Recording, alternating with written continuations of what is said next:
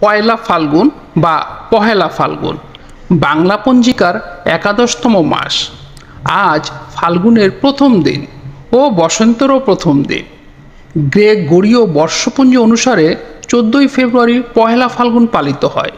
বসন্তকে বরণ করে নেওয়ার জন্য বাংলাদেশে বিশেষ উৎসবের সাথে পালিত হয়।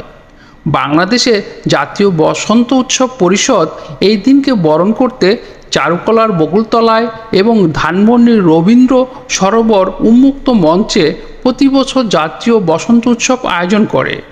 পশ্চিমবঙ্গের শান্তিনিকেতনেও এই দিন বসন্ত উৎসব পালন করা হয়।